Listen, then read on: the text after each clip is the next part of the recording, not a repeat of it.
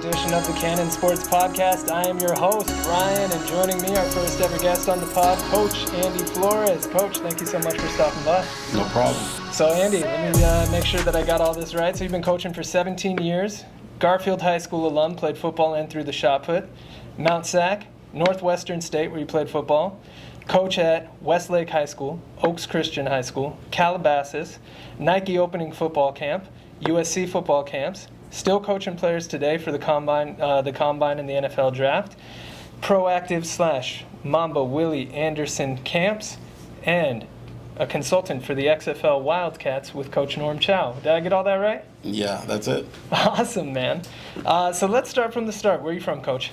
Born and raised in L.A., and I was born from L.A., the East L.A. area, and from there, where I went to high school was Garfield, and then when I went to Mount Sac, that's where I met my quarterback who played at Crespi. Then he played at Kansas State, but he's the one who brought me out this way, and I never knew anything past the 405. There you go. Yeah, man. The west side, it's ridiculous, yeah, right? And then from there, he brought me out here, so the whole thing was to come to Westlake and get out of trouble, and pretty soon it became a pattern, and once I was able from Mount Sac to go to Louisiana and come back, and all of a sudden it was like, okay, it showed me a different way of life, and that's what really impacted me to stay on this side of town, and also to just give back to some sport that impacted me and changed my life. Amazing. So you said you went to Garfield High School, football and track and field, throwing the shot put. Yeah. What first attracted you to football? The biggest thing is I was the runt of the family, so both my brothers played. You know, I had my brother who played at Wilson High School, then he played at San Diego State, and he was about 6'3", 315. Then my other brother was about 6'2", about 330, and he played at Long Beach State. Very cool, very cool. From there, Mount Sac, which is another Southern California JC. And then from there, Northwestern State University, which is in Louisiana. How'd you end up in Louisiana? Pretty much it was either them or a couple other smaller offers, but they were the ones that were a 1AA school, and they took a shot on me, and they moved me to center, and I was able to get a scholarship and go there. And what was your position in high school? High school, I played tackle. Then when I got to college, obviously I was too small, so I had to play guard and center. And then finally, when my second year at Mount Sac, it was like you either have to be fast or strong and kind of figure out something that's going to make up for your size. Very cool. Now, as a player, what was the biggest difference you saw going high school to JC and then JC to a 4-year? I think the biggest thing along each level is the strength. Yeah. Like basically when you're in high school and you're able to dominate, you can get away with talent. Then you get to a JC and it's a run of the mill and you have a little bit of everything. And then as soon as you get to a 4-year, like you're dealing with men that have been living in the weight room for 7 to 8 years, and you could feel that on the field. Yeah, I can only imagine. You're talking to a high school water polo player here, so like the level of strength that has to be present on a defensive and offensive line in college has got to be just astronomical, right? Yeah, and just, the endurance, the technical part of it, just all aspects. They're going. In high school, you get away with some stuff on natural talent, could only take you so far. And I think what it comes down to is a work ethic. Yeah. It's basically like if you're an average Joe at a job, and all of a sudden you're just going through 8 hours, and they're like, what does this guy do for 8 hours? I don't know, but he's here. And then all of a sudden you start getting bigger tasks at work, and it's like, okay, how can I handle it? Yeah. That's how the college. Absolutely. Now you finish up at Northwestern State. What draws you to coaching from there? Like, what is it that made you want to go into coaching after your playing career was over? I think from there, just coming back and then knowing that I could never step on the field again, and then kind of just a reflecting of, okay, well, what got me out of the city, what got me out of the ghetto and out here, and also just to meet different people from different walks of life and not just stereotype, everything. And if you look at a locker room, it's a melting pot. Yeah. You deal with 60 personalities, you deal with 50 different people that you would never come across. And I think from there, just coming out a couple days a week and, starting with the Pop Warner kids and running around and all of a sudden say, okay, well, this seems pretty cool. And then from there, able to get a shot at the high school level. And then from there, just it really took off. Very cool. Now, you mentioned something really interesting that I would love to hear more about, which is kind of getting out of where you grew up and meeting different kinds of people. What was that like for you going from Garfield to Mount Sac, then Mount Sac to Louisiana, meeting people from different parts of the country, different parts of Los Angeles? I mean, was there culture shock there, or was it a learning experience? What was that like? I mean, when you grow up in the inner city, you don't have a whole lot of luxuries. You don't have a whole lot of, spoiled or gifts or anything. Like, I mean, our football field was basically a sandlot. And, I mean, we were fortunate enough to, get new cleats every 4 years. Where nowadays, you look at these other schools, and they have brand new fields, brand new uniforms, where we didn't have all that. And the big thing is just leaving the inner city and going to Mount Sac and just seeing, hey, what, there's life outside these city limits. And as a kid, I mean, my dad was a Teamster for 38 years, and he always put food on the table and always raised us right. And the whole thing was we never got to go out of the city limits. So growing up there was kind of tough. And then once you get out and come back in, then you reflect and you see all the trouble and everything else that, takes part of the city. Yeah, definitely. Now, moving into your coaching career, so you started off with Pop Warner. Just started off running around with the kids, and and then kind of from there, Coach Banker, he had coached me in an All-Star game. Mm-hmm. So he says, "You're out here in Ventura," and I told him, "Yeah, I'm out here in Ventura." He's like, "Okay, then you can come coach for me." Very cool. Now, at the Pop Warner level, as a coach, with kids that young, just learning the game, what are your primary focuses at that age? I say it's foundation. Yeah. Less is more. Where a whole lot of things, it's great. You can't give them, 500 pages, expect them to retain everything. I mean, the whole thing is they could barely remember what they had for lunch. So the whole thing is less is more. And the big thing is every kid's not built the same. Yeah. A little Jimmy might be different than Joe and stuff like that. So you can't treat everyone like a cookie cutter. Everyone's different, and you got to touch base on a personal relationship one by one. And there's different things that kids are going through at that age. So, like, to me, I'm not a big screamer and yeller. Like, I always tell the kids from day one, that's why you have parents. I'm just here to lay the foundation and let's get to work. And whatever you want to put into it, that's what you're getting out. So it's just like school. If you want to put a whole lot into it, you're going to get a lot out of it. But if you just go through the motions, then don't expect the success at the end of the trip. Yeah. Now, moving into Westlake, that was the first high school coaching job for you? Yes. And that was an offensive lines coach? Yeah.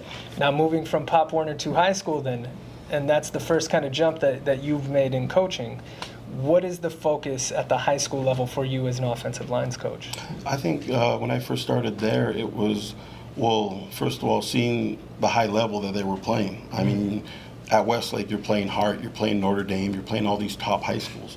And it's like, okay, well, at the end of the day, it's a reflection of yourself. If you don't get these kids prepared, then you're not going to, on Friday night, it's going to show. Everything comes back on you. So I think the biggest was basically pointing out the details and going through all the structure of, if there's 5 phases in here, we got to start off with one and really have a foundation. So no matter what, you always go back to your foundation and you'll be fine. Yeah. So it was always just making sure that they have a strong core. Yeah. Now, teenagers, notoriously hard to get through to. Like, I can remember when I was in high school not wanting to listen to anybody. I'm sure a lot of people are the same. What were some of the things you learned or some of the things that you brought that helped you get these kids to listen, to understand what it was that you were trying to teach them and what it was that they could get out of this game? I think the biggest thing for me is just being real with them. Like, showing them little steps and saying, okay, look, this is how you're going to get better if you just do these things. Not by screaming, not by yelling, not by saying, okay, well, this is what I did or this is how I should do it. Well, I'm not playing. You guys are the ones on Friday night that go out and, do the product. I mean, it's not me. I mean, I could say how great I was and this and that and have my Al Bundy stories, but that's not going to do anything. The biggest thing is to make sure the kids are prepared and they're focused and just, almost just treat them like they're yours, because don't scream at them, don't yell at them. And a lot of kids retain stuff differently. some kids are visual learners, some kids are outside the box, some kids you really got to break it down. And the whole thing is you can't gauge, okay, all 10 kids are going at the same time, same pace. Everyone learns different. Yeah, absolutely. That's a great philosophy. I think a lot of people could learn from that.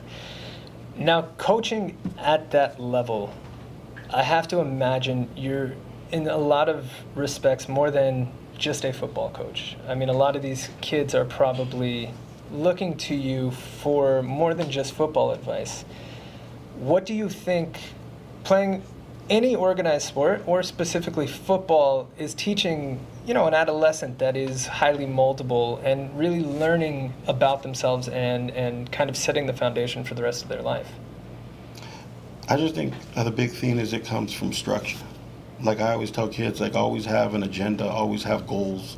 Like the same thing in the classroom. If you're gonna take good notes, if you're gonna do all your homework, then tests are gonna be pretty easy. It's the same thing on the field. If you go through practice and just walk through stuff, if you don't really finish, then even though you put on a great jersey on Friday night, that's not gonna, make you score or do anything else. Yeah, absolutely. Now, I have down here that you have been coaching camps, Nike opening football camp, USC football camps, proactive Mamba Willie Anderson camps. How did you get involved with the camps? It all started with Ryan Capretta.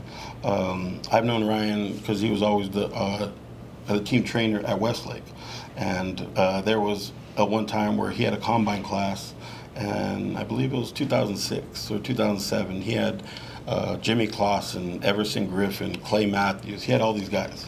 And all of a sudden he calls me and two other coaches up and says, do you guys mind training our guys for the combine? So we're like, no. So then we come out and we show up to the field and we're like, well, where are the kids at? He's like, they're by the end zone. So we look over and we're like, those are grown men. He's like, well, those are it. So then I call him back and I'm like, well, what are we supposed to do? He's like, well, I'm a trainer. I take care of the guys in the gym. You guys are coaches. Figure it out. And that was it. So then from there, long story short, David Dunn was the agent at the time, and he's probably the largest NFL agent. So he calls us back, and he's like, well, the guys really liked you guys. Can you guys do it Tuesdays and Thursdays? And then from there, it took off, and a couple agents called after that. And then from there, it was, every year we would always have a class, and, you kind of learn a lot of people in the industry. And I think the biggest thing is just you never burn a bridge and always be honest. Yeah, absolutely. Now going from coaching high schoolers for games on Friday nights to going to training potential NFL draft picks, guys that have a high level of talent and are looking to maximize their skills ahead of the draft. What is the focus shift from high school to now training guys for the combine? I think it's just the details and all the little things that come into play. And I think it's those things that every kid that you get that has a shot to go play on Sundays is obviously gifted, obviously talented. And the biggest thing is, just the small little things, the detail and just the work ethic to point out and everything that goes in with that as far as putting in the extra work, obviously, but just the mental part. Be prepared for it. You got to be able to retain. You have to remember some of these guys come from top-notch colleges. Some of these guys come from, just going through the motions and all of a sudden having help all along the way. Where now it's like no one's in your room helping you study 400 pages of a playbook. And when you're in there, you basically have 5-6 audibles in 12 seconds. So it all comes down to critical thinking and everything else. Yeah, absolutely. Now, coaching guys for the combine, you said that first started around 06. Mm-hmm. Still going today. Yes. So, we're going on 15 years. You're doing something right. Absolutely. Who are some of the bigger name guys that you have coached up in these training sessions? I have guys from Aaron Rodgers to Clay Matthews to Dave Baccadari to Marcus Martin to Vontaze Burfict to Jared Goff to Tyler Higbee. Yeah, that's a who's who right there. Yeah. That's a good list. Now, has there been anything that you have learned or have taken from coaching those guys that are at that level, that have that level of dedication, talent, focus? Is there anything that you've learned from them and coaching them that you can take back to the high school level and say, look, this is the way Aaron Rodgers does it? You know what I mean? Yeah, and I mean, I think the biggest thing is, I mean, a long, long time ago is, you know, a friend of mine coached at USC for years. He coached with the Seahawks for years. And the biggest thing is he's just check your ego in at the door. And you always have to ask questions. And to me, it's like the only stupid question is the one you never ask. Mm-hmm. And I always tell kids, like, no matter what, even though if you think you know it, whatever, ask. And I always make kids communicate on the offensive line when they're talking and stuff like that. And I think from there, just the biggest thing is you always, you know, you could always learn something. There isn't, you know, hey, it's my way, the highway. And no, you know, there's a lot of ways to skin a cat. And I think to me, it's always asking questions and always going in person to see how people do it. And, you know, not everyone's built the same. I mean, everyone's built different. Everyone has different speed. People have longer arms than other people have longer legs than other. There's strengths. You know, if you're a big bencher, what do you want to do at the gym? You want to bench 8 days a week. Right. If you're a big squatter, that's all you want to do is squat. You know, if you're fast, all you want to do is run. So I think, you know, you basically break someone down after a couple days, and then from there say, okay, look, the things that you're not really good at, let's focus on that. Amazing. Amazing. Now, and that's awesome, you know, coaching these guys for the combat and everything. Obviously, not every kid, most kids that you coach are not going to make it to that level. But what do you think football, sports, high school athletics, what do you think it gives to these kids, even the ones that aren't going to make it to that next level of college or to that next level of the pros? I think the biggest thing is work ethic and motivation. I mean, I have a lot of kids that, I mean, to this day, I have kids that are in Silicon Valley that have, you know, I go to their offices and it's all glass, everything's all Tesla'd out, and all of a sudden I look and I'm like, dude, you graduated from an Ivy League and you have your championship ring from the high school up here, and you probably played 4 snaps in 4 years. And it's like, yeah, but that's what got me here. Yeah. Is how to be survival of the fittest, and, you know, how to work my way out and how to deal with people. Yeah, absolutely. That's got to be an incredibly gratifying feeling. Yeah, and, you know, like to this day, there's always kids that come back, and there's always kids that just played for those 4 years and always come back, and, you know, but that's an open door that you keep. You know, that's a trust that, you know, you instill, and it's a two-way street. And they believe in you and stuff like that. Yeah. Because even though you're a screamer, yeller, it only goes so far. Like, for instance, like a parent. If a parent tells you 20 times to clean a room, chances are you're not going to clean it on the 21st time. Right. So that's the same thing that I deal with the kids. And, you know, you just build a rapport and an open door. Wow. Very cool. Very cool. Now, you've been coaching high school since 02, 03? Yeah. And so, I mean, that's, you know, you've got a 20-plus year run now. What are some of the changes that you have seen in high school athletics, even from when you were playing? I think the biggest thing is just, at this day and age, bigger, faster, stronger. The nutrition part of it, the specialized training. Like, for instance, growing up, I mean, I graduated in 94 from high school. Like, our thing, I mean, we were lucky to get, you know, a Whopper combo and be happy with that. You know, where now guys have specialized protein, BCAAs, you know, all these special diets and all these regiments, and we didn't have access to that, you know, 20, 30 years ago. Yeah. Yeah, everything is definitely getting more specialized. I mean, sometimes I see some of these high school kids and they're training like they're professionals already. Well, that, and also, too, is you see it younger. Mm-hmm. You know, you see parents pushing kids that are in 5th grade, 6th grade, specializing in something where before it was like, go out and play kickball, and in high school, you know, you'll figure out what you want to play. Yeah. Where now it's like, you know, you're a softball player, you're a football player, you're a baseball player, and you're specializing in that.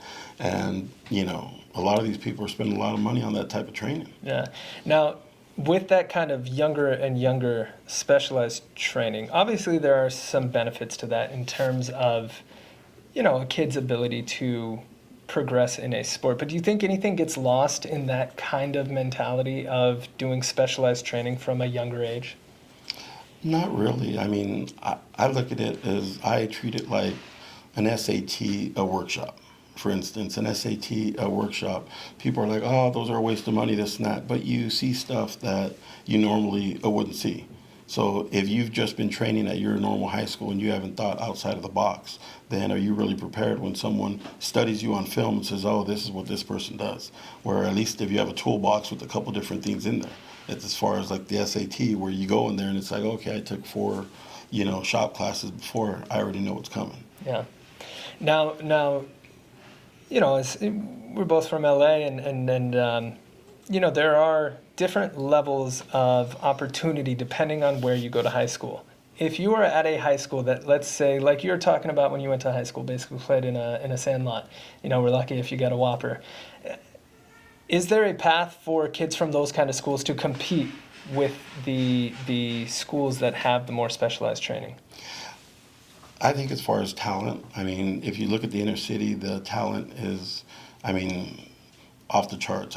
Inner city has really good talent. I think the biggest thing as they get older, it kind of gets lost in coaching, but there is good coaching down there. And, there's some programs that, the way people train, it's not always, there's times where you got to look outside the box and not be so old school and kind of just change. And I think that's where the kids, either in private schools or out in different areas, affluent areas, where they have the edge on there.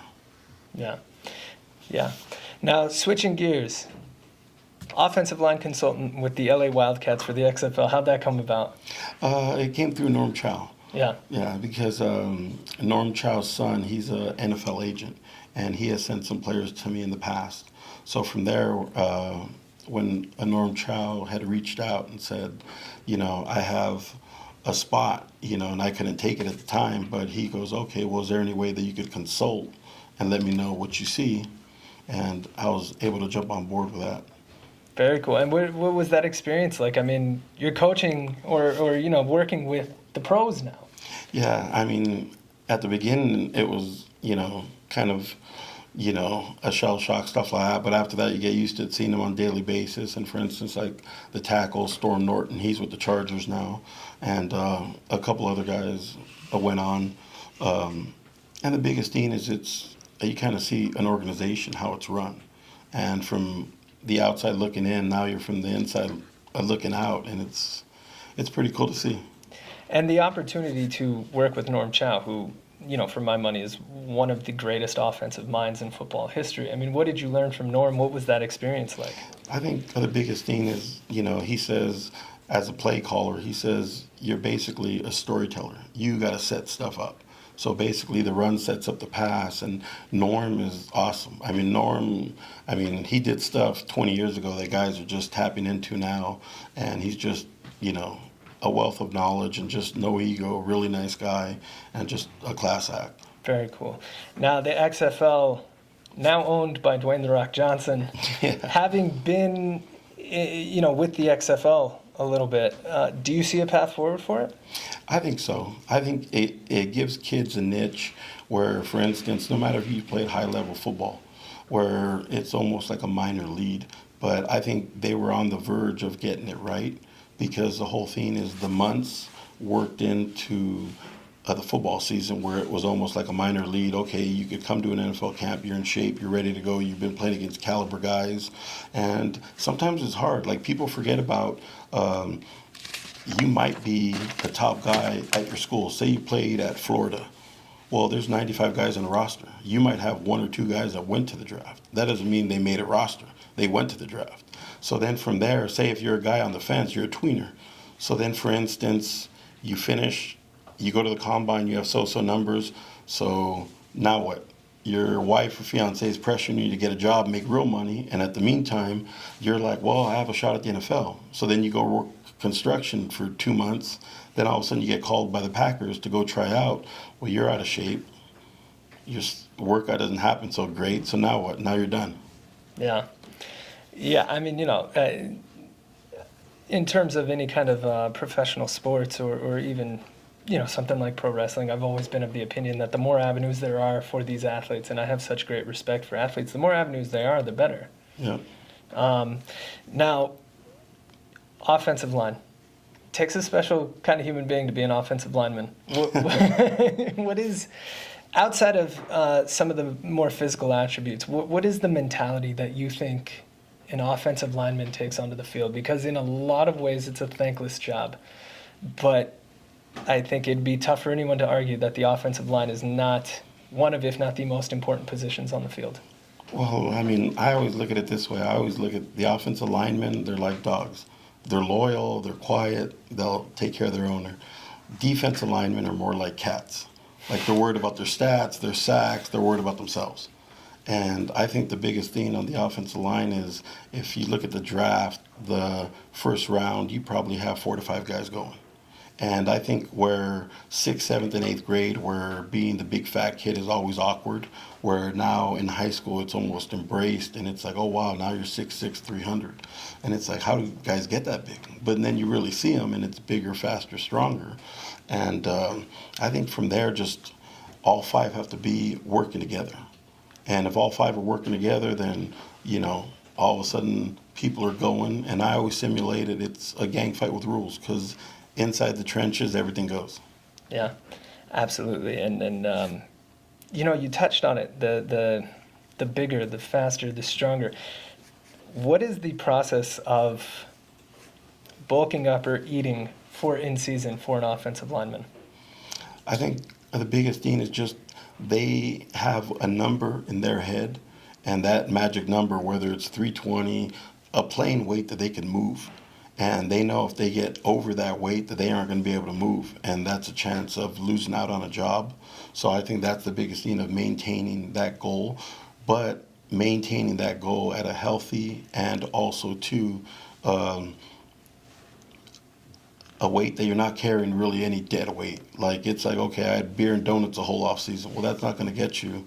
You know, it'll get you to your goal weight, but it's not going to do anything on the field if it's not muscle or endurance-wise and things like that. So I think that's a big part. Guys know what weight they can play at, where they're too heavy, where they're a step slow, where they're sluggish, and everything comes into play. Yeah. Now, Andy, from East Los Angeles to Garfield High School to Louisiana to training guys for the Combine to the number of prestigious high schools that you've coached at, what has football done for you?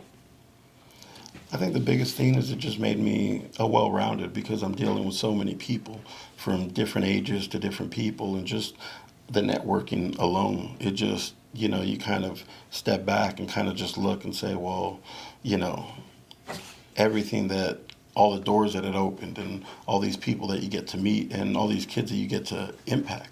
And I mean, there's a lot of times where if you're on the field, you're spending more time with these kids than their parents are. You know, because there's a lot of times where the parents see him. By the time a kid gets home, he's going to shower, do his homework, eat. Parent sees him for 10 minutes, he's gone. Where we're spending 2.5, 3 hours a day with them. So I think for us is, if we don't really make an impact for them, then, you know, I always call it, it's a lost generation, or it's a bad part, you know, if they're trusting us, you know, to make some kind of impact. So I think that's a biggest thing too, is a responsibility, and, you know, just get your point across to the kids, and always give back to something that gave back out of you. Awesome. Well, I can definitely speak for all of us that we're happy you did. It sounds like you're an amazing coach, and I can't wait to see what's next for you. Do you have any final thoughts or anything else you wanted to say? No, man, I'm just excited for your show, and hopefully it takes off. And Thanks, man. We are too. Thank you so much for coming. Thank you so much for being our first guest. Yeah. Thank you guys for listening. If you guys want to give us a follow on Instagram, we are at Cannon Sports. And on TikTok, we are at the official Cannon Sports. Thank you guys for tuning in, and we'll see you next time. Thanks so much for being with us, Andy. Thank you.